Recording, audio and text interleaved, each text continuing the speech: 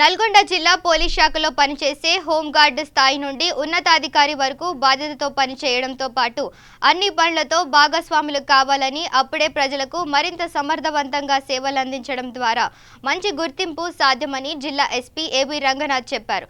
జిల్లా పోలీస్ కార్యాలయంలో డీఎస్పీలు, సిఐలు, ఎస్ఐలు, కోర్టు కానిస్టేబుల్స్, సిసిటిఎస్ఎస్ ఆపరేటర్లతో జరిగిన సమావేశంలో ఆయన మాట్లాడుతూ తెలంగాణ రాష్ట్ర ప్రభుత్వం డీజీపీ పోలీస్ పని విధానం పట్ల ఎంతో శ్రద్ధతో పని అంశాన్ని క్షుణ్ణంగా పరిశీలిస్తుందని, అందువల్ల ప్రతి ఒక్కరూ పని పట్ల నిబద్ధతతో వ్యవహరించాలని సూచించారు. జిల్లా వ్యాప్తంగా ఎక్కడైనా పోలీస్ అధికారులు కానీ, సిబ్బంది కానీ ఇసుక అక్రమ దందాలతో ప్రమేయం ఉన్నట్లుగా గుర్తిస్తే కఠిన చర్యలు తప్పవని హెచ్చరించారు. ఈ సమావేశంలో సూర్యాపేట జిల్లా ఎస్సీ రావిరాల వెంకటేశ్వర్లు, యాదాద్రి డీసీపీ నారాయణ రెడ్డి పాల్గొన్నారు.